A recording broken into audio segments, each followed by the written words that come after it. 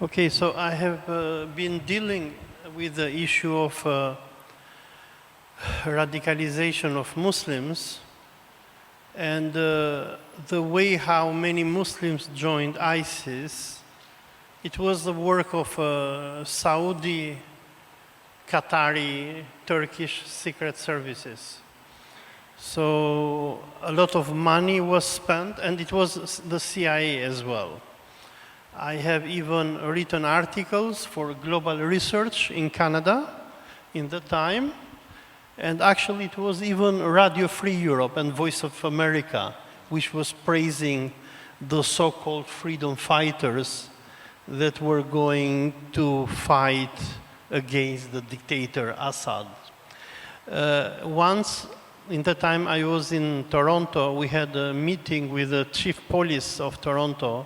I think his name was Bill Blair. Probably our Canadian friend can help me in the back. And I mean, it was even the CBC of Canada which was propagating that these guys who are going to Syria, they're good guys, they're freedom fighters. So I mean, the process of radicalization of Muslims and sending them to join ISIS was a job of secret services. Now, compare the radicalization that happened to Muslims during the war against Syria in 2011-12 to what is happening now in Lebanon and in Palestine. Why Muslims from the West are not joining the fight? Why nobody is going to Lebanon to join Hezbollah? Why nobody is going to Syria? Why nobody is going to Yemen? And from this we can understand that ISIS was a creation of secret services. I mean, Abu Muhammad al-Golani or Ahmed al-Shara, who 2 days ago he was hugging with Donald Trump, he was an agent of CIA. He was trained by them, he was sent to join ISIS.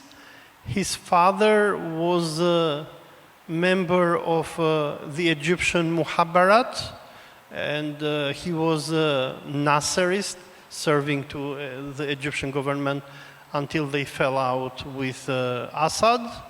So, I mean, when you see these jihadis with long beards and shouting Allahu Akbar and doing these things, I mean, yeah, there are many naives, there are many stupid people among them who are cheated, but their heads, I mean, it is a job of secret services. I mean, if there is any jihad today in the Muslim world, that is jihad for the liberation of Masjid al-Aqsa. Why nobody is going there? Simple. It does not interest to the West. And Abu Muhammad al-Golani, on his head, Americans had put $10 million. Suddenly, from the head of the ISIS branch in Nineveh, Iraq, he was sending suicide bombers. He was brainwashing youths and sending them in markets to go and assassinate people. Now, he is not called anymore Al-Qaeda, the emir of Al-Qaeda or ISIS. He's being called the president of Syria, even though no Syrian voted for him. He's a dictator. He made a regime change in Syria. He was held by CIA, MI6, Turkish MIT, and Mossad to topple Bashar al-Assad. Simple.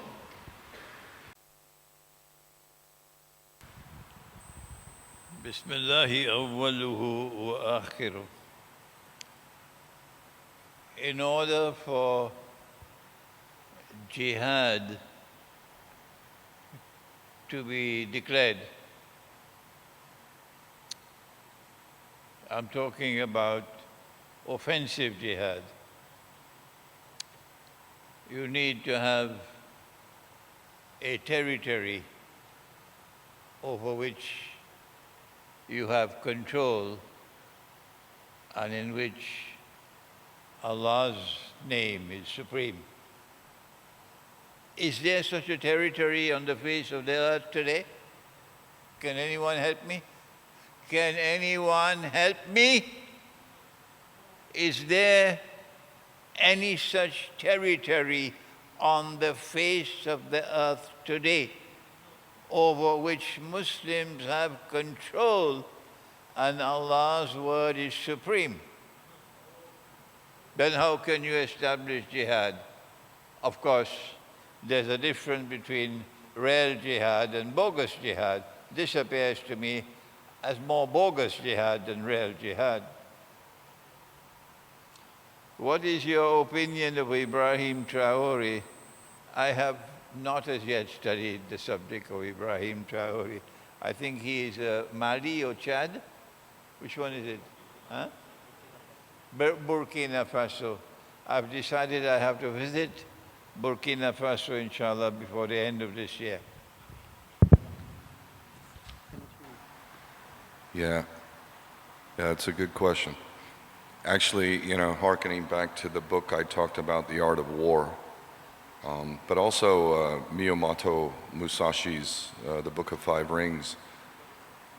And as a fighter who learned how to fight through experience, which means you have to kind of take a whooping every night. You learn the most from your mistakes. And my biggest mistake was developing a conviction at a young age. So that's the context at which I joined the Marine Corps and ended up getting sent off to a war and so on and so forth. So I ended up becoming very, very careful about convictions. But what I realized was that I was wrong about the Marine Corps, so I was very adamant, okay, what else am I wrong about? All the programming I was deprogrammed. It was like my mind became an open vessel now, whereas before I was truly indoctrinated. We're all indoctrinated to one degree or another.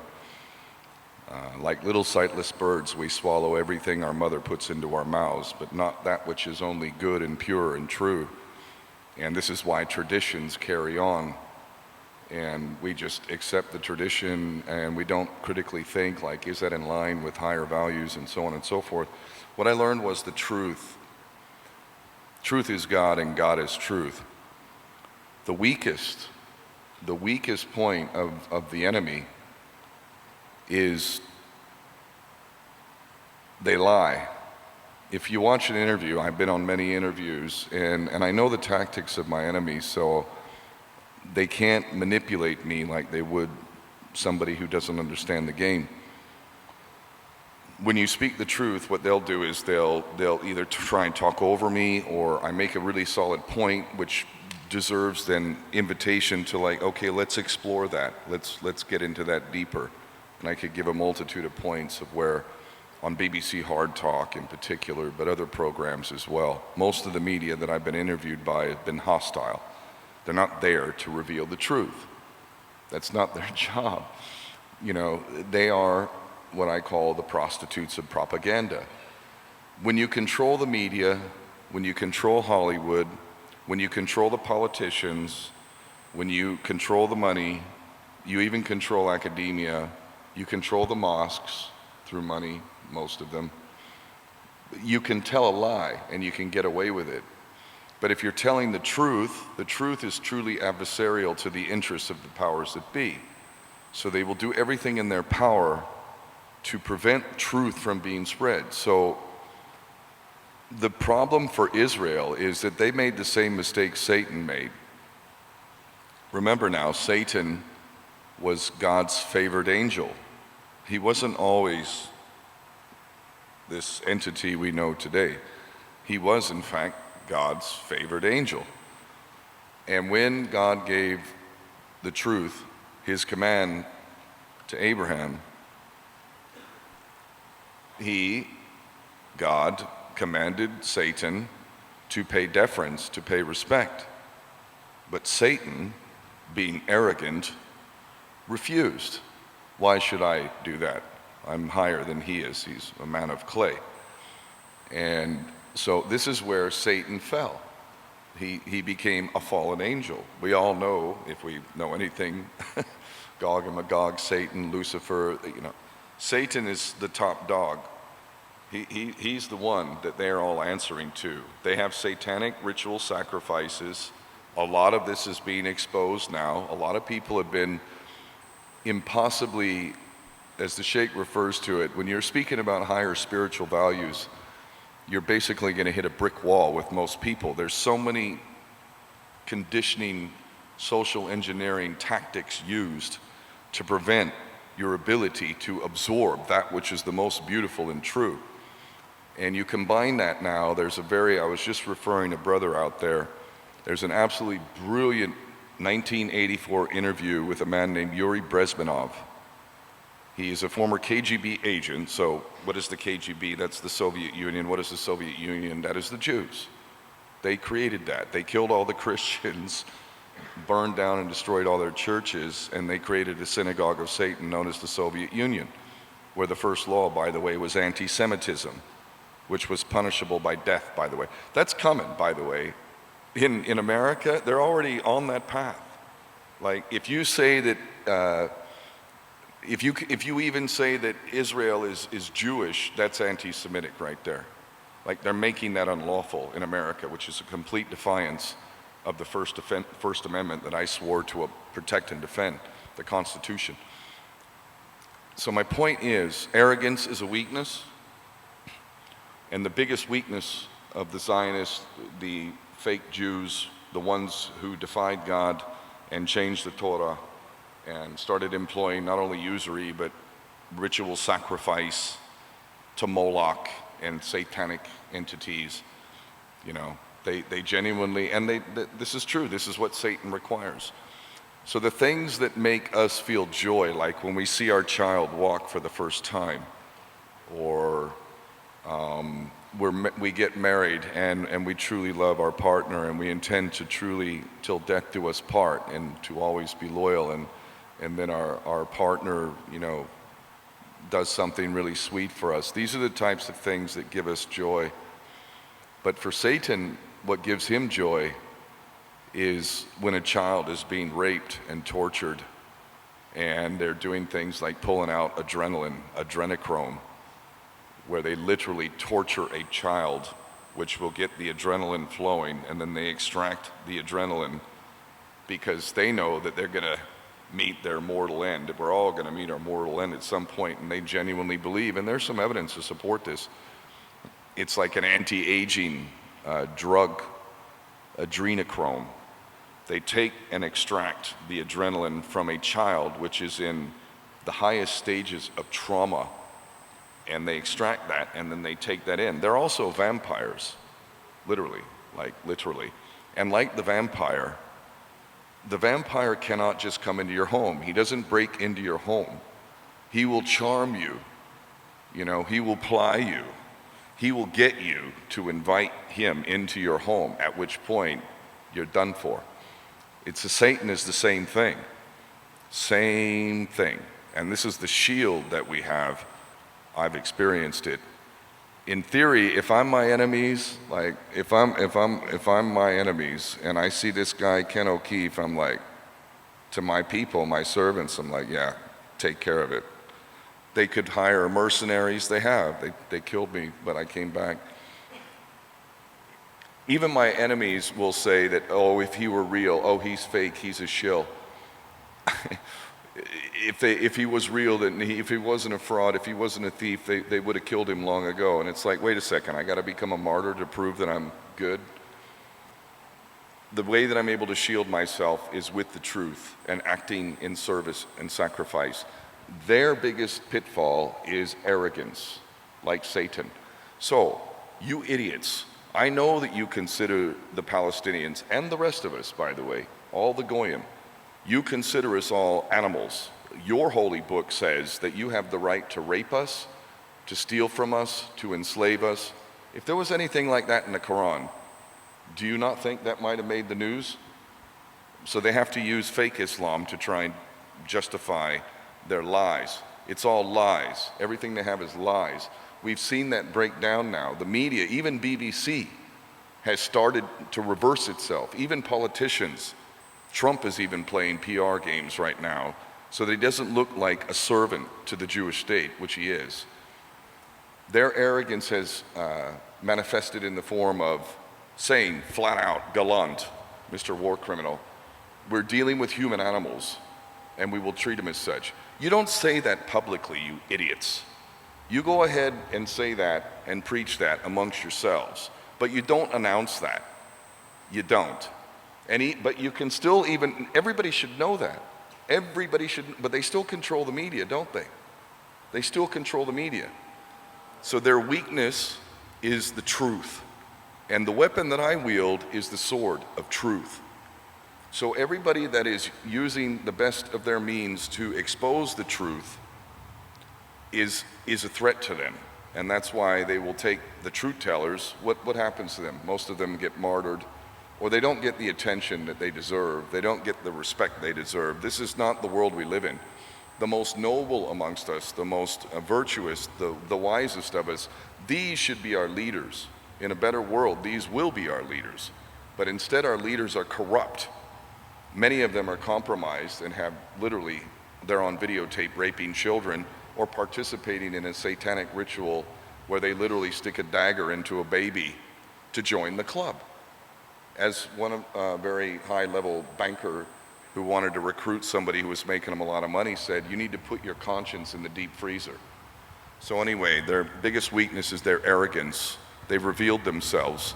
They used to get away with all this, oh, Israel has a right to defend itself, the Palestinians are all terrorists. That's broken down now because of their arrogance, and we need to exploit that.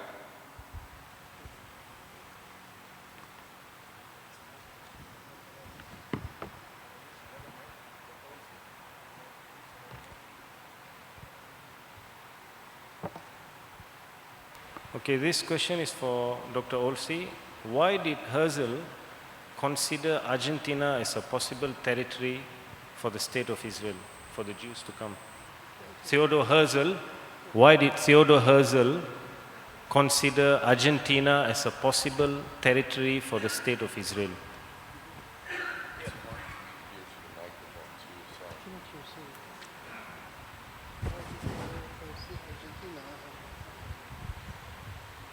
Well, Theodor Herzl considered Argentina as a possible site for creating the state of Israel, because in that time Argentina was empty and open to immigration.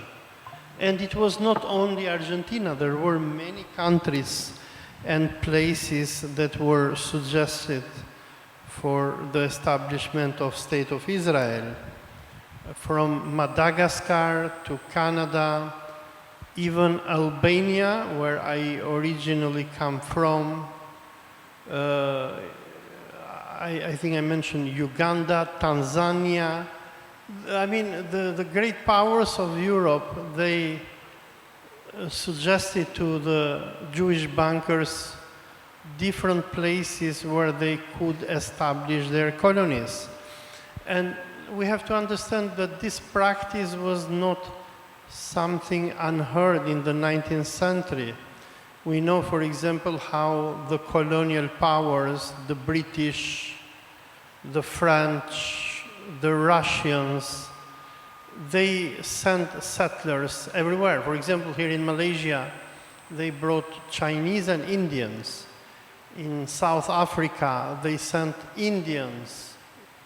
So, I mean, this was a normal colonial practice, but the group which prevailed was the group of those Jews who were believing that the best place for them to establish their colony was Palestine.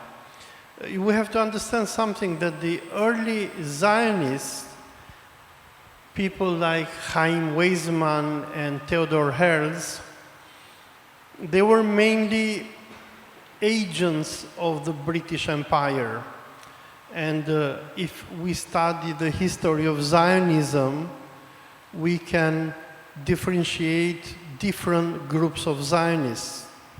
So you have those Zionists who were described as agents of London by extremist Zionists like Vladimir Jabotinsky. I mean, Netanyahu today and the Likud party, they are descendants of Vladimir Jabotinsky. He was the leader of the so-called revisionist Zionists. Then you had the labor Zionists, or those who were known as communists or socialists. The first Jewish settlements which will be established in Palestine during the British colonization of Mandate Palestine, the first settlers, they were not crazy Zionists, like people like Netanyahu or Smotrich or Ben Gvir and others that you have. David Ben-Gurion, who will be the leader of the Jewish community in Palestine, he was a Marxist-Leninist. He was friend of Lenin. And one of the reasons that the Soviet Union under Stalin will be the first state to officially recognize the establishment of Israel was that the Soviets were hoping that Israel will become another communist or Soviet republic. So, I mean, the question of Zionism is very complicated. These people, they didn't know where they are going to and where they were heading to. And even the British, when they decided to bring Jewish settlers in Mandate Palestine, I mean, one of the reasons why they brought them there was because they wanted to have a hostile presence near to the Suez Channel. So they were afraid of the Arabs, they didn't know what the future will bring, they were fearing that probably the Ottomans could come back, and in order to make sure that the Ottomans or any Muslim power is not going to control Suez Canal, they brought these Jewish settlers. If you see the history of the early Jewish settlements in Palestine, well, they were, I mean, many of them, they were communists, they were believing in social Darwinism, but they were not messianic like those who rule Israel today. Those who rule today Israel, they are messianic. And if you see, the first Jewish settlements in Palestine were not made in what they call as Judea and Samaria, which is West Bank. The first Jewish settlements were established in the coastal areas of Palestine, places like Tel Aviv, like Haifa. Today we have a new wave of Zionism. They are known as the Likudniks, or members of the Likud party. And these people, they believe that finally Allah will forgive the Jews and will bring the Messiah for their redemption. But there is no forgiveness for Jews. Wherever they go, they bring only curse behind. Here's a question. The phrase Akhirul Zaman, or the end time, and Malhama, or the Great War, are on our lips almost daily. It doesn't seem that peace will stand a chance. Why should we avoid this great war if indeed it is prophesied to happen? Should all parties just push the button and get on with it? I'm disappointed in this question. Number one, I don't know who is avoiding the Great War. We are not a people who are afraid to die. No. Whenever death comes, we recognize that it is ordained by Allah. Life and death are in His hands. And we accept death whenever it comes. So we are not a people to run away from death. And therefore, to run away from a great war or to seek to hide from a great war. Check, where can I go to be safe? I get the emails, where can I go to be safe? No, that's not the way to live. Proceed with your life. Yes, you have a duty to seek to protect your wives and children. And so we've been saying, for the longest while, there are many who will die in the Great War, but there are those who will survive. We have the evidence that all of mankind will not perish in the Great War. And the last place you want to be when the Great War takes place is to be in a city, because cities cannot provide food and cannot provide water and cannot provide fuel for cooking. So the place to be when the Great War takes place is in the remote countryside. But I've said it so many times for the last 20, 30 years that you're probably tired of hearing me. Number two, should all parties not push the button? Excuse me. We are not a people who want war. When the horrendous act of terrorism, the cowardly act of terrorism took place in Kashmir about a week or two ago, and we did not know who did it,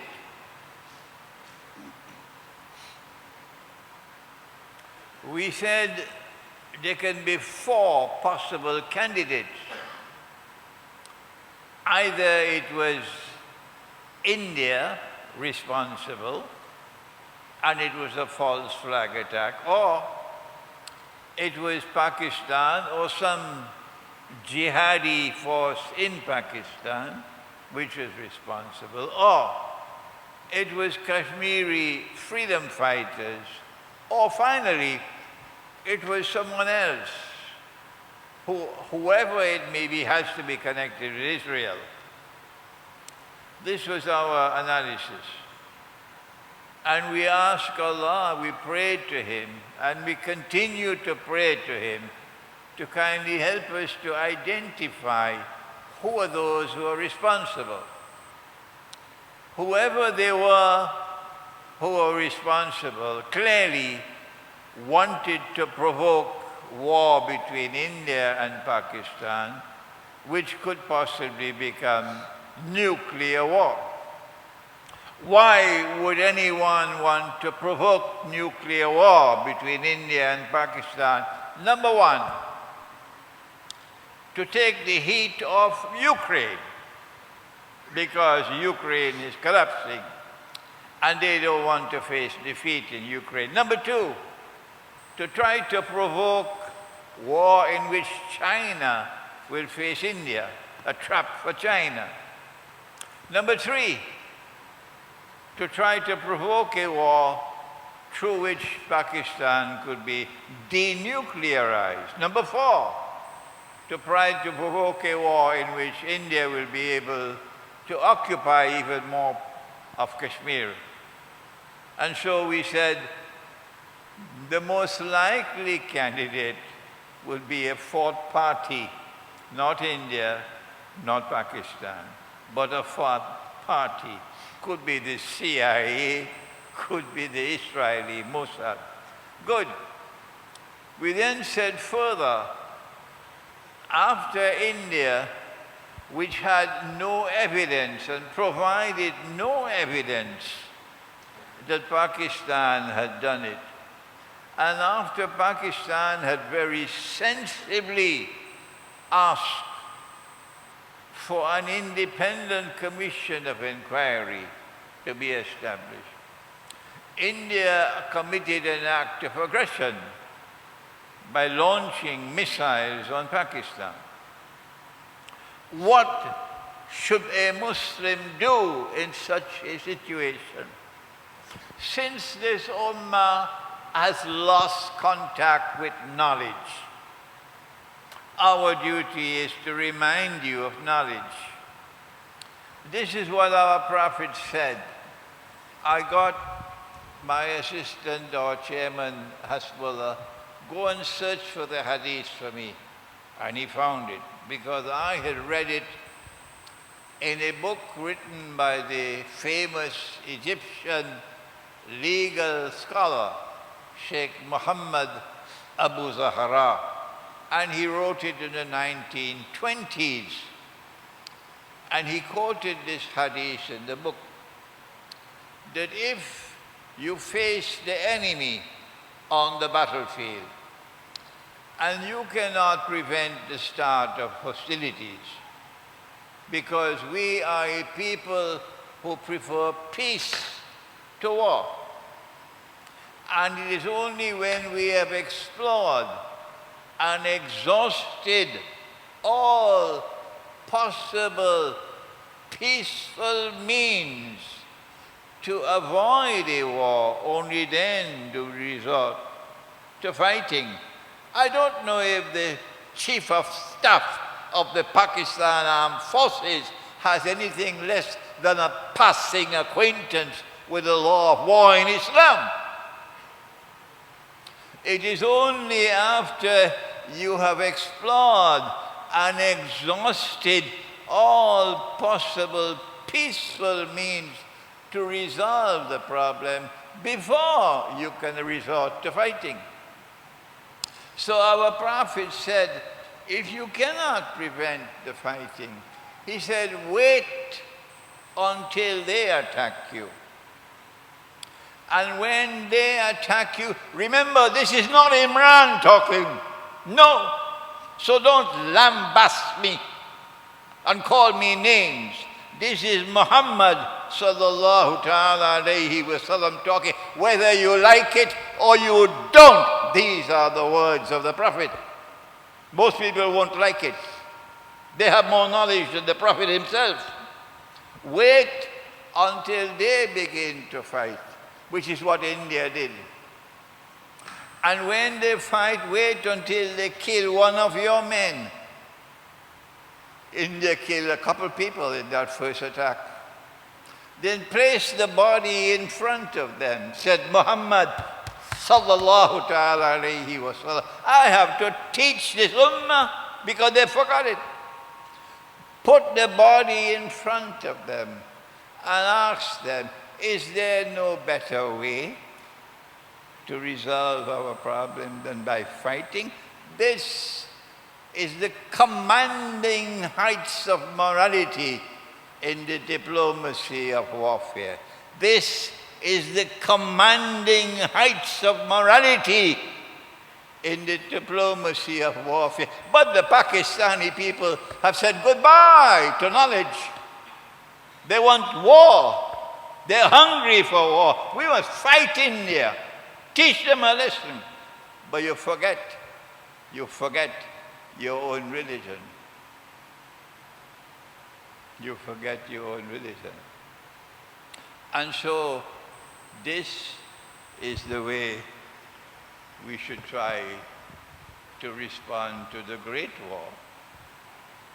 Not that we want the war, not that we are hungry for the war, but that we are a people who will always try whatever we can to avoid war. And when we can no longer avoid war, and the war begins, place a dead body in front of the aggressor and ask, Is there no better way to resolve our problem?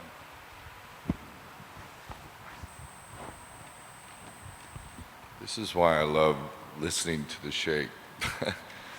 That is so beautiful. You know, like in the case of Israel, there is no question, so I'm ready to fight. But in the case of what is happening right now, I couldn't, like, I did not know that. I did not know that. Now I do. That is beautiful. That is a noble fight right there. If you must fight, beautiful. So the question is, we see many videos and individual Palestinians on YouTube seeking donations either through PayPal or GoFundMe and WhatsApp. Does the money donated via the platforms reach the people since there is total blockade in Gaza?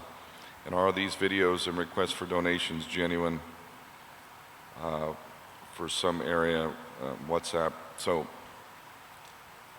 or are they actually Israeli? That's the problem. And there is no easy solution. I get a lot of these, you know, and I wish I could do more, but I don't have the resources to be able to go and do what you need to do. If you feel, and Islam would call on you, and you know, Christianity would call on you to help wherever you can. But if you misplace that assistance and help and end up potentially paying an Israeli who's laughing, well, your intentions may have been good, but the end result is you've just enriched an Israeli. Now, I don't say this, and that is documented. This is happening, for sure. However, it would be wrong to take the pessimistic view and just assume that what you're getting is fake. The only real answer is to be able to check and validate somehow. The way that you would do that is not going to be easy again. In the case of a charity, we need to look at their financial reports. How much of the money is going to administrative fees? In England is based on charity, by the way. They believe in their godless reality that, oh, we can be party to any kind of crime, we can accept any corruption within our government, but if we give a little bit of our money to a charity, we're going to buy our first-class ticket to heaven. Honestly, like really, because deep down they don't feel good. They don't. I don't care how much you delude yourselves with your Instagram posts pretending otherwise, you're not happy. But those are easy. You must look at the charity. You must look at the back end. They have to file reports. And if their administrative costs are unjustifiably high, and in the case of so many English charities, I guarantee you, you're going to be talking about 50, 60, 70% admin, which means a ridiculously small amount is getting to them. It's basically, it's a big graft. It's a big con. But the individual ones, I know that some of these are genuine. I know. I'm sure of it. I don't have the time. And if I had a bigger staff, then I would dedicate a staff. Check each one. Check each one. I need to have some sort of communication with the person. I need to validate that you are a real person.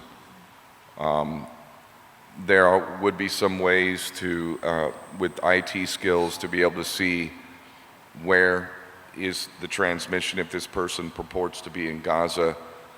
I'm sure there's a way. I don't know, I'm not Mr. IT, but there are people that are qualified that would be able to see, like, well, and even there are VPNs and there's ways to present yourself like you're coming from Palestine, but blah, blah, blah. The bottom line is, if you really care, then you're going to have to invest further time to try and validate whether or not this is a real deal. And, by the way, if you find out that it's not a real deal, then you have a positive purpose anyway, because then you can publicize. And if you really want to dig deeper, you might be able to track who it's coming from. And if it was an Israeli, you might be able to do what's now happening. There's an organization in the UK that's now calling out publicly war criminals. So these idiots who are arrogant, these IDF guys who've been bragging about and we see them wearing like women's lingerie and stuff and mocking the Palestinians and all of this. Like, that's being used now to call them out, to name and shame them publicly, and also insist that governments are actually arresting them. And this is happening. This is beginning to happen. So anyway, my point is, if you do your due diligence because you're just really touched by what you see and you think it might be true, take the time to do a little research beyond what I'm telling you right now, because there are ways that you would be able to verify. And whether it's positive or whether it's negative, obviously it's positive, then give what you can. You've done a good deed. God is watching. And if it's a fraud, expose it. Again, God is watching. You've done a good deed. So don't take the pessimist view, but don't take the foolish view, is my advice. And if you do find a way to do what I'm advising you to do, like the IT skills on the back end and everything, or if somebody actually would like to maybe initiate a team that would be able to start processing these things that we're getting, so that we could actually like perhaps start creating a stamp, like this has been verified and validated, this is real. That would be good. Like, this is something that could be done. That'd be really brilliant. So whoever asked the question, thank you for asking, and I bet a lot of you, you're all getting this. So this is a really important point, and thank you for inspiring me to think like, yeah, there you go. Maybe I can plant a seed out there, and that seed germinates, and then it turns into something where we could verify, and we could actually get more money direct to them. I send money to my family in Gaza, have been before October 7th. And I'm telling you, it has been a lifeline, but it's almost impossible to get any money in. And even if they do have money, they don't have any flour, they don't have anything. They've shut down all the bakeries. They can't even buy anything. I think the last price I found, actually, I think, what was it? Oh my God, it was ungodly. A bag of flour that used to cost, that would feed a family, the family that I'm helping, like a bag of flour used to be like $25, and that was even after it had started going up. The last I was told, which was over a month ago, or like 2 months ago, it was like $125, so 5 times. So now, what was $25 a week is now $125 a week, and that's for a family. And I know my family are given to other people. This is the kind of thing the Palestinians are doing. Even though they're starving, like what little they have, they're sharing it even with people, whatever, the child who's lost his parents and all of this. I hope somebody runs with this. I really do. And if you find anything that actually is doing this already, like validating these crowd funds and whatnot, because the crowd funds are corrupt, the platforms are corrupt, like really. But if we could verify, that would be so good, I swear. If somebody does that, they're doing a high service. Really, in the eyes of Allah, that's going to be a high service. Please, if you have any further interest or know anything beyond what I've already said, please come to me. I want to know, because I don't like it. It hurts me. It pains me that I have to just ignore it. I don't have the time. I really don't. So, great question. Thank you.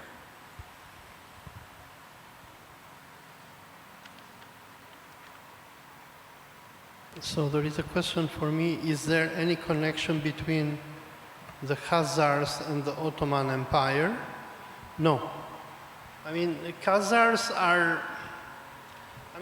the Ottomans, they were a mixture of different ethnic groups, and the thing that united the Ottomans was the royal family of Osman Ghazi, who even established the Ottoman state, which later, after Mehmet Fatih will take Constantinople, they will inherit the Byzantine Empire. The Khazars, they were different people, and the Khazars, we learn about the existence of Khazars from the 8th and 19th century Muslim scholars. We have scholars like Al-Maqdisi, or even the Rihla of Ibn Fadlan. I think Hollywood made even a movie called The 13th Warrior with Antonio Banderas. And even though the movie doesn't portray the real stories, is mostly a fiction, maybe like 50% of this movie is true. And Antonio Banderas, who plays Ibn Fadlan in this movie, he was the ambassador of the Abbasid Caliph who was sent to the Muslims of Tatarstan.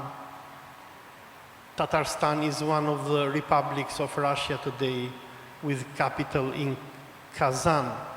So we know about the existence of the Khazars long before the formation of the Ottomans.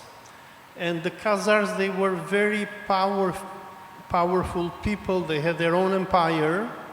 So at the time when Islam expanded to the areas that we know nowadays as India, Pakistan, Maghreb, the Khazars, they had their own empire between the Caspian Sea, and the Arabs, they were calling the Caspian Sea Bahr al-Khazar, which means the Sea of the Khazars, to the borders of Kiev in nowadays Ukraine.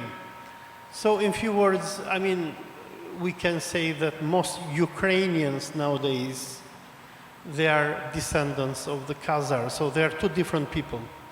And, but the importance of the Ottomans starts in the 15th century when Mehmed captures Constantinople, and in the 16th century when Selim I will invade Egypt, Cairo, and he will claim the title of the Caliph from the last Abbasid Caliph.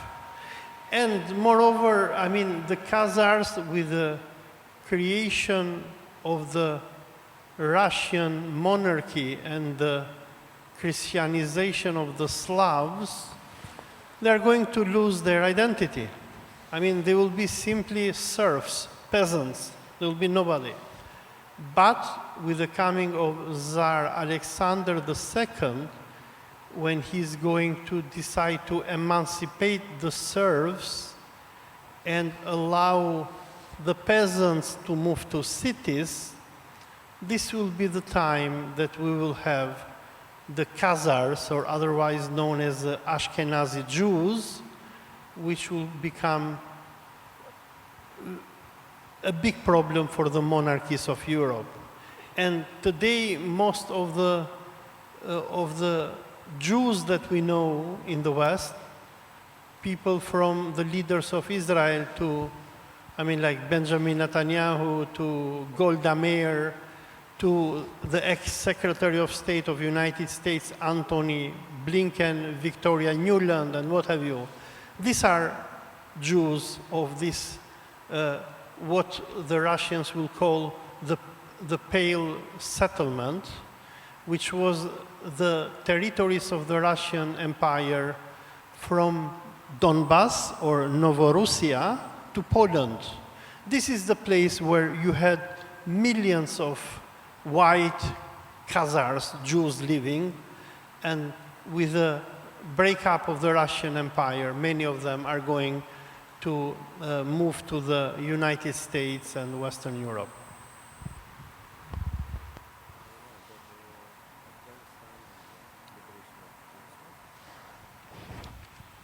What is the role of Afghanistan in all of this, especially in relation to the Prophet's hadith about the army from Khorasan which will liberate Jerusalem? Do you think the current Taliban government lives up to that standard? Answer. I consider the women of Afghanistan to be the best women that we have in the world of Islam, because they produce sons who fought the British and defeated them, fought the Soviet Union and defeated them, and then fought the Yankees and defeated them. And so Afghanistan knows how to fight. And so too the Muslims of the Holy Land of Palestine, they know how to fight. Even if they have no food and no clothing and no shelter, they still know how to fight Israel. But fighting does not require only power. Fighting also requires other things. It requires you to have an economy in which you are not dependent on others. But most of all, you need knowledge when you fight. And Afghanistan does not have that knowledge. And the Islamic resistance in Palestine, in the Holy Land, doesn't have that knowledge, because Israel took them for a ride in October of 23. Oh yes, Israel set a trap for them and they walked into the trap. So while we commend Afghanistan for their capacity to fight, they are not the intellectual leaders. The intellectual leaders of this ummah are still to come. Our Prophet said, Allah's blessings be upon him, he said, my ummah, meaning my community, is like the rain. I do not know which shower is better, the first or the last. So there's a last shower of rain which is to come. That last shower of rain will have its military component, and we already have it in Afghanistan. We have it in an Iran which has successfully liberated itself to such an extent that Iran could fire hundreds of missiles on Israel. So we do have the military component, the people who have capacity to fight, but we do not as yet have the intellectual component. And Afghanistan certainly doesn't have that. I could continue with my answer and show you 25 years ago when I was in New York, and there was an Islamic Emirate in Afghanistan, and they had an ambassador in New York, and he was a learned man, a cultured man, a cultivated man, and he and I were friends. And he would send my tapes, the audio tapes, to Kabul. And the answer came from Kabul, we do not agree with Imran Hussein. When I argued that the money that you're using is bogus, it's fraudulent, it's haram. Kabul said, no, we don't agree with you. I said, Afghanistan should not be seeking membership in the United Nations. No, they disagreed with me. No, we have the right to be represented in the United Nations. Just now someone asked about jihad. You can only fight jihad when you have control over territory. And in that territory, Allah's law is supreme. And I asked the question, is there any part of the earth today where Allah's law is supreme? When we begin to fight, we don't have ceasefire. No. If the enemy asks for peace, then we are obliged to reciprocate. Did India ask Pakistan for peace? Did Modi say, I want a ceasefire? No. So why did Pakistan stop fighting? If you are so lusting for war, If you love to fight, why did you stop fighting? Who should stop you from fighting? The Security Council of the United Nations.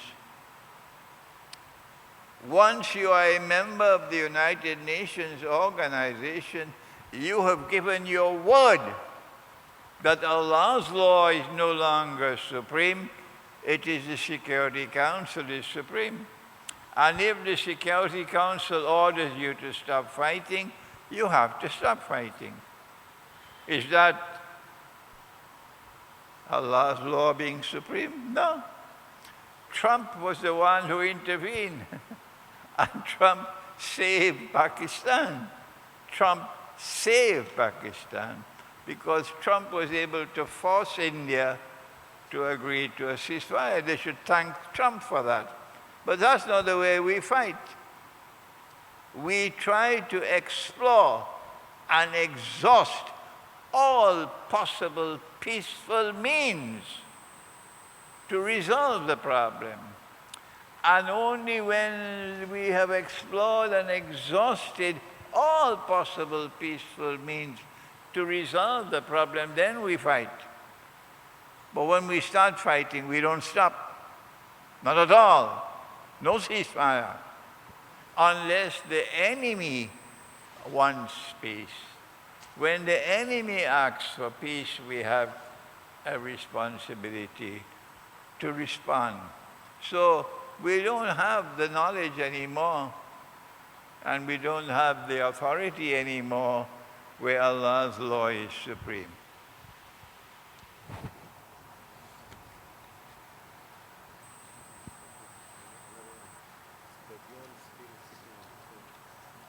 Is Dajjal still sitting on the throne of Suleiman and in control of the metaphysical world of jinns? Yes, he will continue as a judge. This is my opinion. And when I give an opinion, you must not accept my opinion unless you are convinced that I am correct. When I give an opinion, only Allah can confirm that an interpretation is correct. Only Allah can confirm. So when Allah speaks in the Quran of a Jasad sitting on Suleiman's throne, alayhi salam, my interpretation of the Quran, no one has ever given this interpretation before, it's the first time. My interpretation of the Jasad is that it is Dajjal. And he will continue to sit on the throne and to use the minsa'a of the staff to control backward and forward movement in time, and hence to be able to deceive the jinn who have been ordered to work for Suleiman, to believe that Suleiman is still alive. But when Dabbatul Ard consumes the minsa of the stuff, and Dabbatul Ard is not someone or something which speaks, to kallimuhum, one more time, to kallimuhum. No, the tashkil is bogus. Rather, it is taklimuhum. When Dabbatul Ard injures, causes injury by consuming the minsa of the stuff, only then will the jasad lose control over the stuff to be able to continue to deceive the jinn. At that time, Israel will no longer have the support and assistance of the jinn. And I don't know when Dajjal will stop sitting on the throne, but obviously when the Great War takes place, then our Prophet prophesied 7 years after the Great War, a Muslim army will conquer Constantinople. When I quoted this hadith to Foreign Minister, the Russian Foreign Minister, Sergei Lavrov, he was happy. He stopped me. He said, I want to commend you for using the name Constantinople. He was happy. So after the conquest of Constantinople, which is still to come, the next event after that is the Khuruj of Dajjal. The Dajjal will now appear in human form. So when Dajjal appears in human form, of course, he's no longer sitting on the throne. Let me first, I want to say how happy I am to see so many from Bangladesh. You travel, so many of you travel from Bangladesh to attend this session. I'm proud and happy. So many travel from India to travel to here to be in this seminar. I'm proud, I'm happy. I hardly see anyone from Pakistan. Anyone from Pakistan? Anyone from Pakistan? One, two. Only two from Pakistan. But so many from Bangladesh and so many from India. I'm very happy. We have someone from Sweden, we have from New Zealand, we have from Brazil, and many other countries present here today.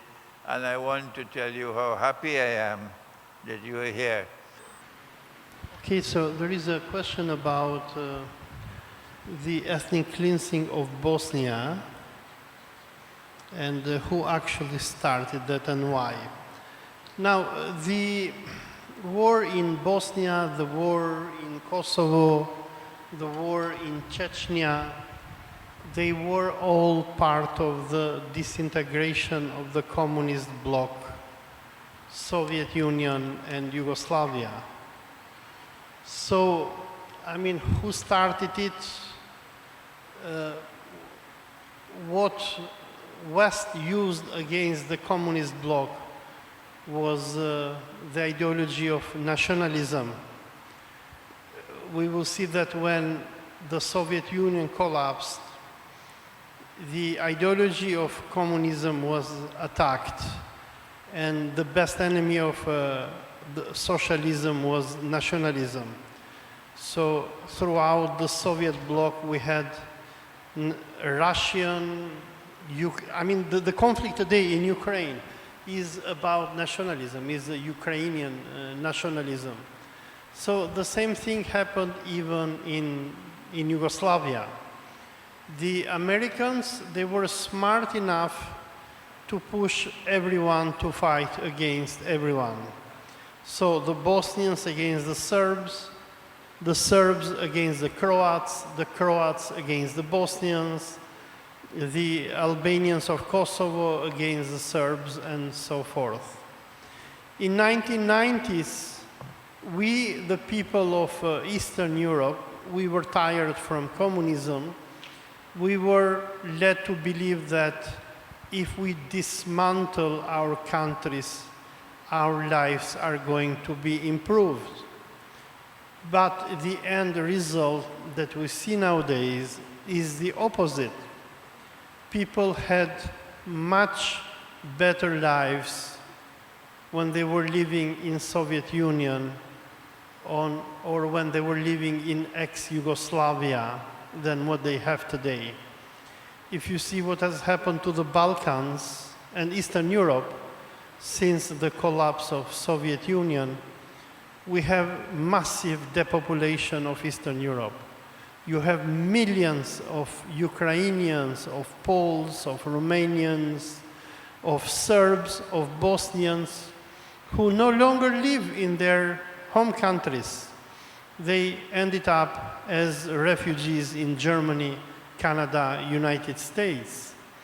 If you visit Canada, you will find some of the best Yugoslav scientists. You'll find even the personal pilot of Tito, who works as taxi drivers in Toronto. So, I mean, what was the reason for the conflict in Bosnia? The reason was nationalism. So you had the clash of three nationalisms: the Serbian, the Croat, and the Bosnian.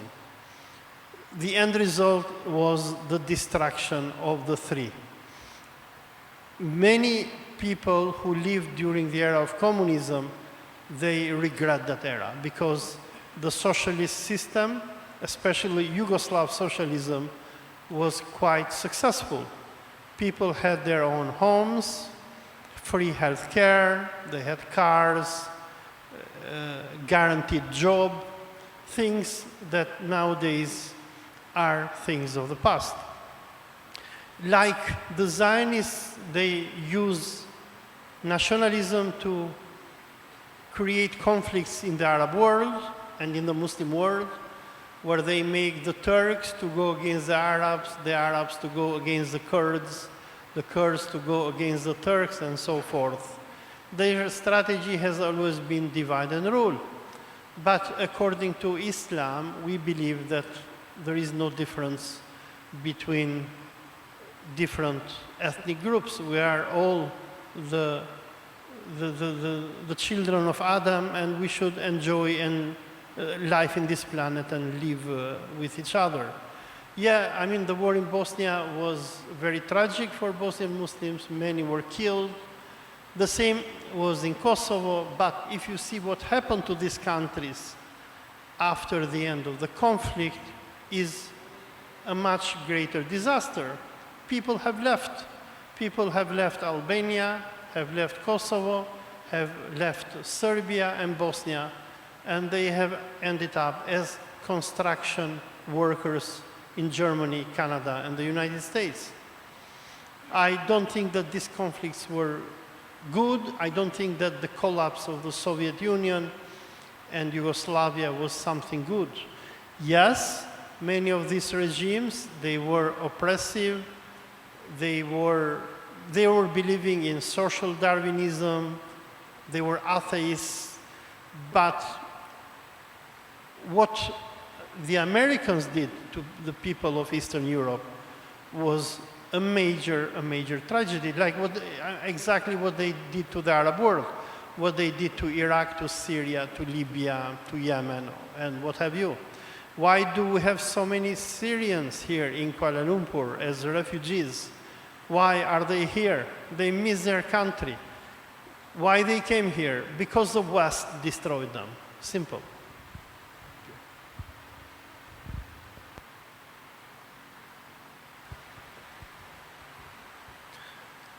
There was a second question here, which I have a quick answer because I know there's quite a few more questions, so hopefully we can get to them.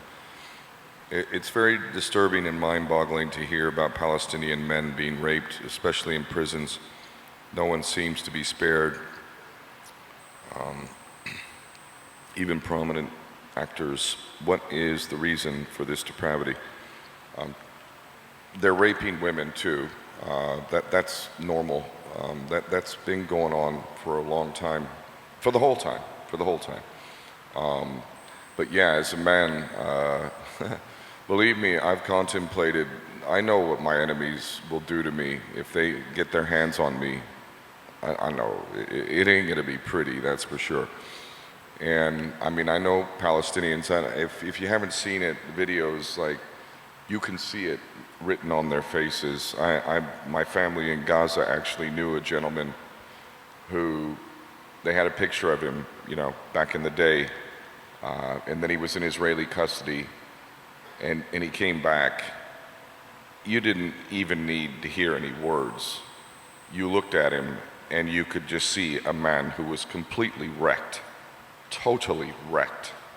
His manhood was stolen, which for a man, I mean, aside from homosexuals, this is like the worst thing that could happen to you, even worse than death. I remember when I sought political asylum, I actually cited a case of a young man in America who lived in a state where he had 3 strikes and you're out, which meant he had 3 DUIs, drunk driving. The third offense, these were felonies in that state. And the third offense meant he was going to prison for years, like for life actually. But I mean, he got raped. And when he first got raped, he fought, but he just ended up getting beat and then raped. And eventually, while fighting back, he eventually just gave up. And so he just laid down and just accepted that he was getting raped. And he talked about this and how he didn't know if he could ever forgive himself. And I actually cited that article when I sought political asylum to say, like, this is what is going to happen to me if I had already been targeted, and like, I know what they're going to do to me. So it is really horrendous. But in order to understand it, again, you need to enter into the mind of your enemy. You need to understand your enemy. The mind of a psychopath, the mind of a servant of Satan. A good servant of Satan will do exactly what the Israelis are doing in the prisons. While this is offensive and it's shocking, that's because you're a human being and you've not lost your humanity, and you certainly haven't lost God. But if you don't have God, if you have the opposite of God, if you have Satan and you were serving Satan, and you yourself are a narcissist, then this is pleasurable for you. And you would even take pleasure in watching your mates rape someone else. And this is why you would riot for the right to rape. It doesn't make sense unless you have the ability to enter the mind of your opponent. And that's what it requires. You have to enter the mind of psychopathy. You literally have to enter that mind in order to understand what it is you're fighting. And it's not easy, quite frankly. And a lot of people, for various reasons, will never take the time to truly do this because it is painful. You actually have to endure a level of individual trauma yourself to enter this psycho mind. And there is a danger that if you go too deep into it, then it will start to permeate you yourself. So when you go down the proverbial rabbit hole, you have to be really strong. This is you have to look at the devil. You have to get into the devil's home in order to understand, fully understand what your enemy, what makes them tick, as it were. But it takes a strong individual, man or woman, to be able to go deep into that rabbit hole and not become that which you fight. And this is another challenge of war. There's a level of where you have to become somewhat of a psychopath. There's no room. I mean, there is Islamic law. I completely agree with it. It's absolutely beautiful. The laws of war, absolutely beautiful. Better than the 4 Geneva Conventions by a long yard, a long, long way. But I can still tell you, that's only possible if you're serving God. The Americans commit suicide to the tune of 22 a day. If you fought a noble war, you don't come home and commit suicide. The German soldiers were not coming home and committing suicide. Those who fight the noble fight do not come home and commit suicide, even though they had to kill a lot of people. But if you're a psycho and you do that, and there's any little bit of humanity in you, you can't take the guilt, you don't tell your friends, you go start drinking, become an alcoholic, you might be homeless, and then eventually you off yourself. You need to enter that mind in order to understand it, but you need to be strong as well. So for them, raping Palestinians, and you Goyim and their Talmud enshrines it in their spiritual teachings, it's joyful for them, and they're doing good for their master. So it makes perfect sense.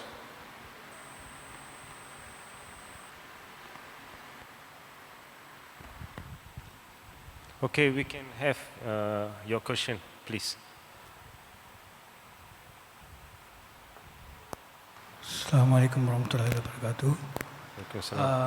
My question actually is on today's subject. First of all, to Sheikh, the Quran has declared the emergence of Pharaoh. The Quran has declared?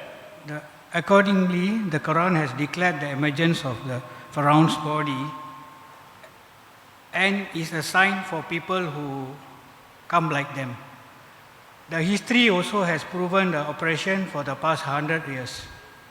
Why do we Muslims till now do not match these to create a new world order, number one? Why have we not? Okay. Number two, Carry on, carry on. Number two is a general question. Okay. Just, everyone can hear. Okay. Carry on. So the first question was, why do we Muslims till now do not match this and to create a new world order? Why have we not matched it? Okay. Where we have failed, and Muslims, we call ourselves Muslims, but we have still not, where did we go wrong to allow this Zionist movement? Okay, why are we not doing anything to create this new world order? And where have we gone wrong to allow this Zionist movement? Okay.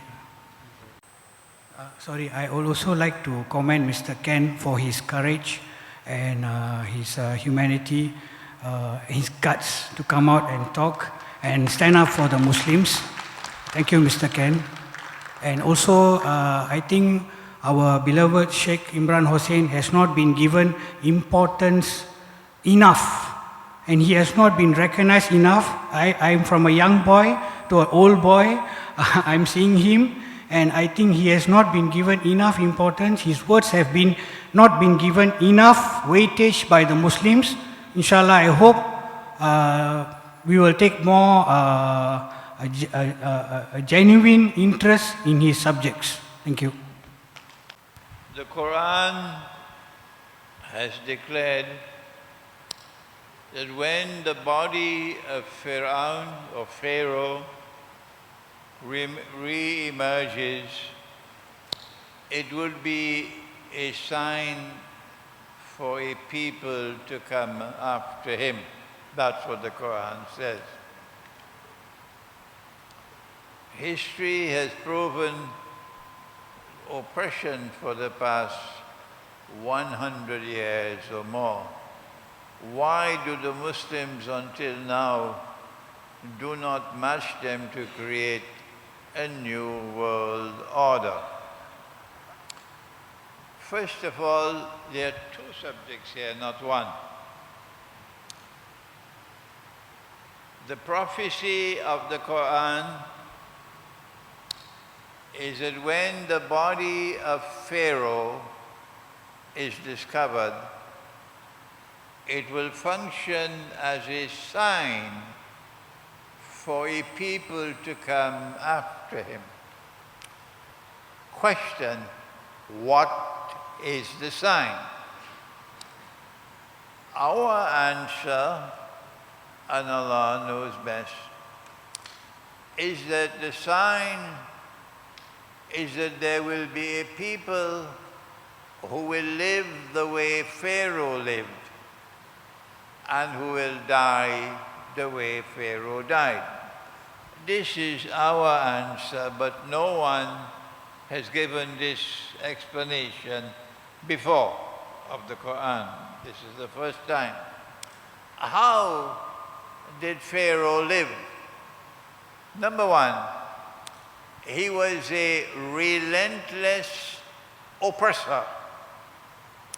And so when the body of Pharaoh is discovered and the Zionist movement is established at the same time, the implication is that the Zionists and their supporters are going to be relentless oppressors like Pharaoh. Number two, that Pharaoh rejected the truth which has come from the Lord God through the prophet Moses, Musa alayhi salam. And the Zionists similarly would reject the Quran, reject the truth which has come in the Quran, and the same Quran that Vladimir Putin kisses in public. That same Quran, the Zionists will reject it the way Pharaoh rejected the truth. And finally, when the time came for the truth to eventually become triumphant, then Allah intervened in history. Muhammad Iqbal knew nothing about this subject. When I meet with Muhammad Iqbal in another world, I would recognize him as my teacher. I would honor him and respect him as a great, great scholar. But I'll have to share with him, Dr. Iqbal, you had no eschatology, none. You did not recognize that after Nabi Muhammad, Allah's blessing be upon him, was sent as the last prophet, you did not recognize that there would be any more divine interventions in history. This is as plain as daylight in his major scholarly work. I don't care if he says something else is in poetry. His scholarship is here, not there. This is his major work of scholarship that no Pakistani reads. Every Pakistani reads his poetry. And when I come with the reconstruction for the first time, and I point out that here is what Iqbal is saying, that there will be no further divine interventions in history in the form of a prophet or someone less than a prophet after Muhammad alayhi salatu wasalam. Iqbal rejected all of this. So Iqbal does not recognize that Nabi Isa alayhi salam, Jesus, he came, he left, and he would return one day. There is abundant evidence in the Quran that Jesus will return. But Iqbal did not study the Quran properly. And so you'll find no evidence at all in Iqbal, none, that there is a divine intervention to come. Like there was a divine intervention when the water parted in the Red Sea. And Moses, Nabi Musa alayhi salam, and the Israelite people were able to pass through the Red Sea. And when Pharaoh and his army attempted to pass, the waters came down and they were drowned. Similarly, there is a divine intervention to occur again in history. Iqbal knew nothing about it, nothing. That Nabi Isa alayhi salam is to come back. But when he is to return, Allah says, I taught him the Quran. Why would Allah teach the Quran to Nabi Isa alayhi salam when the Quran will not be revealed for another 600 years? There is a need to think, but today it is haram to think. But if you learn to think, you will understand that history will repeat itself. That there is a moment coming in time similar to the parting of the Red Sea. This is what the Quran is saying. A people who will live the way Pharaoh lived will die the way Pharaoh died. And so when Nabi Isa alayhi salam returns, when Jesus returns, that's goodbye. Goodbye. I was addressing a gathering of Jews in a synagogue in the United States once upon a time.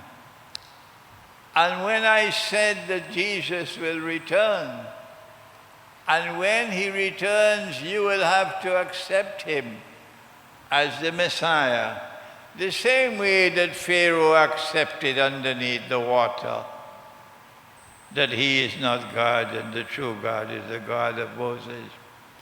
When I was finished with my lecture, the Jews surrounded me, one solitary Muslim, with all the Jews surrounding me. Why must we have to accept him as the Messiah when we reject him? I said, on that day, the veils will be removed from your eyes, and you'll be able to see the truth that you cannot see now. So they will die at that time accepting Jesus as the Messiah, but it'll do no good to them. And like Pharaoh, they'll go into the hellfire. And so this is the implication of the verse of the Quran in Surah to Yunus concerning the death of Pharaoh. Why do the Muslims until now do not create a new world order? Obviously, you have less than a passing acquaintance with my scholarship, whoever wrote this. If you are acquainted with my scholarship, which is Islamic eschatology, you will know that Gog and Magog have been released. But Iqbal also said it. Are you aware of that? Khul gaye. Khul gaye means released. Khul gaye Ya'juj or Ma'juj ke lashkar tamam. All the armed forces of Gog and Magog have been released, said Iqbal. Chashme Muslim, the attention of the Muslim, Dekhale must now be directed.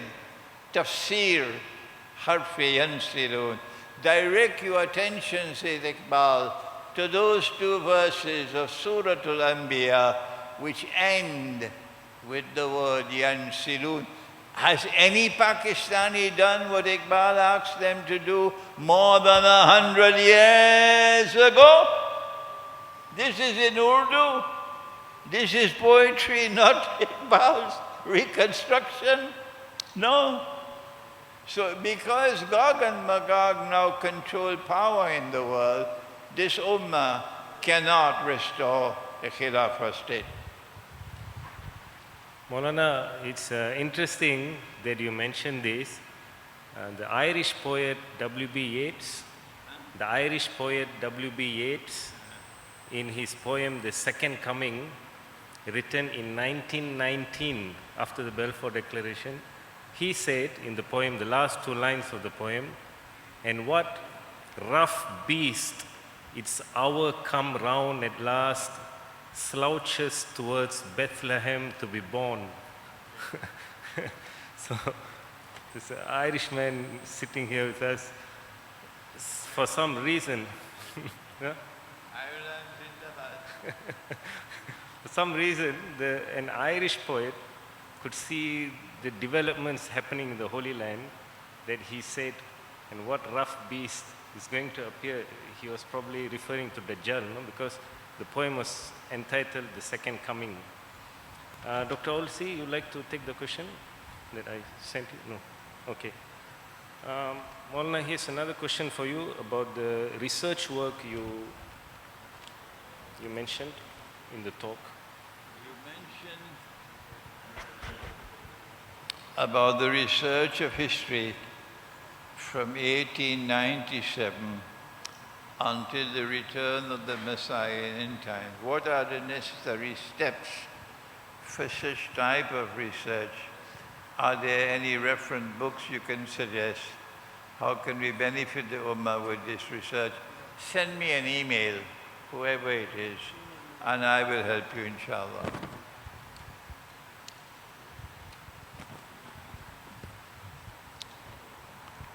to respond to the Zionist movement's agenda, what role should young mothers play in raising your children? Good question. Good question. Number one, when the child is 7 years of age, by that time the child should be able to recite anywhere from the Quran. By the time the child is 10 years of age, the child should be reciting the whole Quran from cover to cover. If you need to be reminded, let me remind you, the memory of a child is phenomenal. None of us can match the memory of a child. So you must exploit that phenomenal memory of your child. When that child is reciting the Quran from cover to cover every lunar month, from the age of 10, you are building a foundation that will produce something phenomenal in years to come. But now, it is more important that my child must go to an English medium school. We will speak Bangla only to the servant. We speak Urdu only to the servants. But the children must learn English. We will speak Malay only to the servants. But the children must learn English. And when our child shows exceptional ability, we must send them to the United States and Britain so they become a doctor, and a medical doctor, and an engineer. Who wants to send their child to become a scholar like Imran? Who is so stupid? I gave up a career in the diplomatic service. I gave up a career in the diplomatic service, gave up my job, went back to Pakistan to serve, to teach in the same institution which trained me. Every Pakistani told me, "You're a fool. Only a fool would give up a job in the foreign ministry to become a mullah." That's what the Pakistanis told me. No. When your child has that love for the Quran in his heart, because he's reciting the Quran every month from cover to cover, your child can one day become an illustrious scholar of the Quran. That's my advice to you.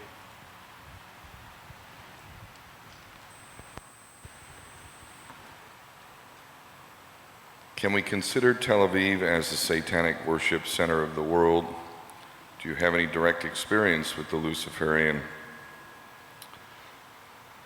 phallic worship cult?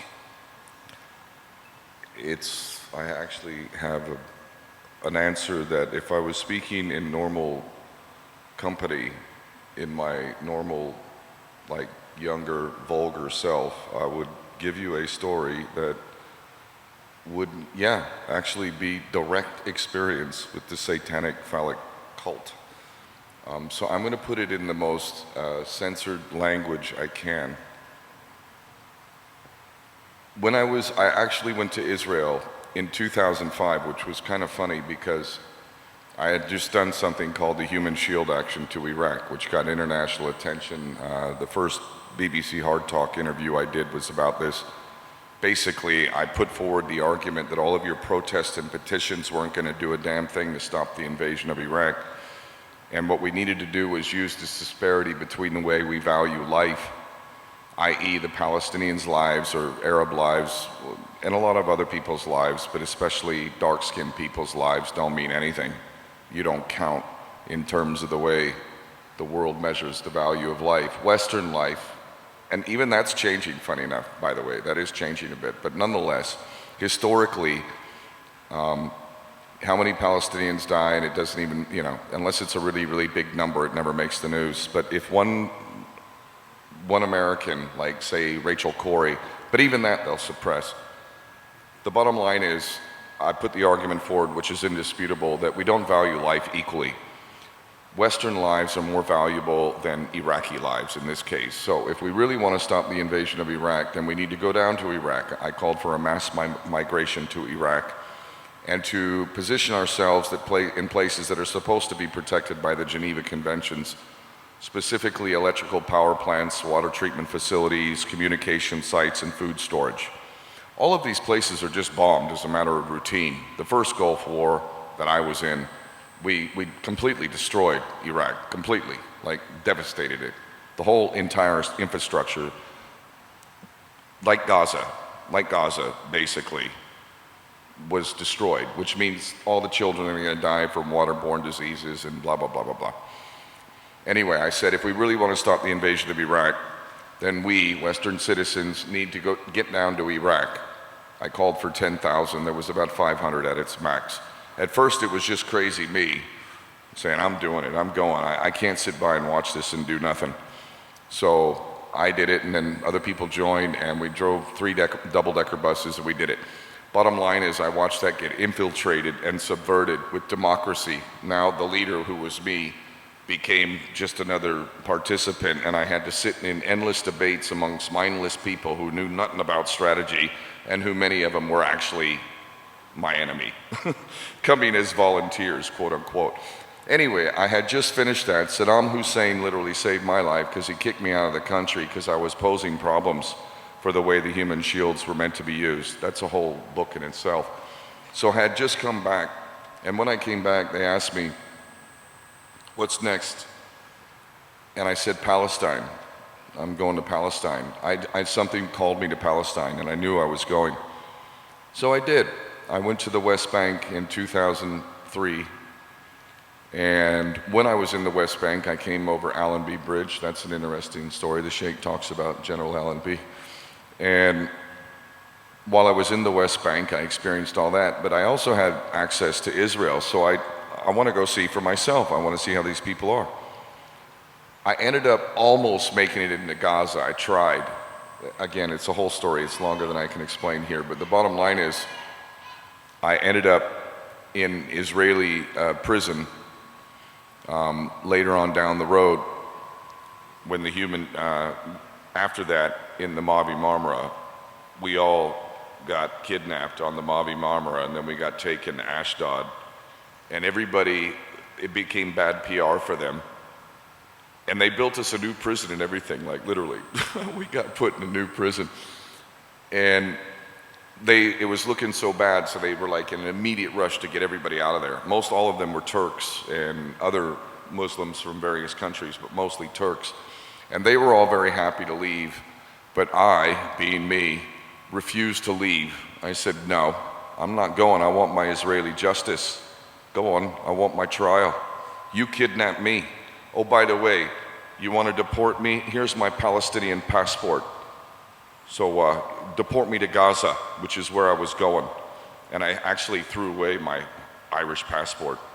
I still haven't got it back, by the way. Anyway. Point is, crazy me, all the Turks and all of them, including the captain of the Mavi Marmara, Bülent Yıldırım, the founder of IHH, IHH, they were all leaving. Some of them were borderline crying, like, wait, that's the guy who disarmed 2 commandos, and now he's refusing to leave, and we're all leaving. They felt a little bit guilty that I was staying behind. And there was one other guy, an Irish guy, and he refused. He did it with me, so it was like, everybody left, and it was just me and him. And I looked at my friend, I said, oh, this is gonna be fun. We're sitting there alone with we've got more guards than us. one thing led to another, and they ended up telling us they were relocating us. They ended up taking to Ben Gurion Airport, which God bless Yemen, God bless Ansar Allah. They hit Ben Gurion again. God bless them. Anyway, while I'm there, they're abusing some guy that I knew, Paul LaRudy. He was already bruised, and they were rough handling him, and everybody got up, including the captain and Bülent Yildirim. I was with them now. And everybody got up and was shouting, protesting against what they were doing, and the Israeli police came up to us, and they started yelling at us to sit down, and of course, me being me, I was like, you know, I'm not going to use the language I used, but let's just say it was very rude, very offensive. And next thing you know, I get whacked over the head, which, I don't know, I got a chin, man. Nobody's been able to knock me out yet, so I've got blood gushing down my face, and I'm saying, I can't use the language. Anyway, I'm basically calling this, whatever, coward. Let's use that word. Like, big butt. You know, like, and next thing you know, they charge me because I'm refusing to get down, and I've got blood all over me. I've got the blood of the martyrs on my clothes. I haven't showered now for like 3 days. I'm stinky, I'm sweaty, I'm bloody, and now my whole face is full of blood. And next thing you know, they charge me, and they start kicking and punching me. And whatever, man, I'm up for a fight, so we're going. And one of the Israelis actually got me in a chokehold from behind. I couldn't breathe, and I'm getting kicked and punched, and I'm still resisting. But I got to a point, actually, where I'm on the ground now, being hit from everywhere. And I know I'm a breath hold diver. I knew, like, okay, I'm getting close to blackout, and if this guy doesn't let go, I don't know if I'm gonna make it, man. So I went limp before I knew I was just about it, before I blacked out. And to the Israeli, to his credit, he let me go. I don't know if he was afraid, like, I don't know, this might not look good. This is gonna be hard to cover up. We've got a bunch of witnesses here. But they did, they let me go. Next thing you know, I'm being put in the jail and everybody's gone. So now I'm truly the only one there. The only people there are the injured ones who weren't able to be shipped out yet, and they couldn't be, so like it was only me. And I'm in Ben Gurion Airport, and so I get beaten up again while I'm in there, and I'm on a hunger strike, and they bring me some food, and I take my food, literally, I'm cuffed, but I take my food, and I pick it up and I put it through the little slot in the cage, and I take it and I put it out and I flip it up and I splash the food everywhere. And the guard comes in. This is where I'm getting to the satanic phallic worship cult here. He comes in, and he's just typical Israeli. They're all cowards. And I'm just being me again, and I'm like, he's telling me I'm gonna clean it up. You're gonna clean it up? I said, you clean it up. I ain't cleaning up anything. You brought it, I told you ain't eating. You clean it up. Go on, do your business. Anyway, he got so angry with me, he opened up the cell and he came in and he hit me a bit more and whatnot. And he literally, okay, so this is where I have to be really careful about what he did. Okay, let's just say that he unzipped his pants and he took out his private part and he put it near my face. And I literally, these are my exact words, I said, if you put that anywhere near my mouth, you ain't getting it back. So yeah, satanic, Luciferian, phallic, yeah, no, I've dealt with them, direct. Funny enough, the commandant of the jail found out about this, because if nothing else, people do know who I am, even back then. This is 2008 or 10. The commandant called me into his personal space. I'm looking at all these Star of Remphan, Zionist, satanic symbols and awards and everything. He's literally kissing my butt. Can I get you some coffee or tea or anything? I've got all this blood on me and all this kind of stuff, and they're now like, they're worried about like, okay, this really doesn't look good. And he got the Israeli ambassador on the line to beg me to wash my face.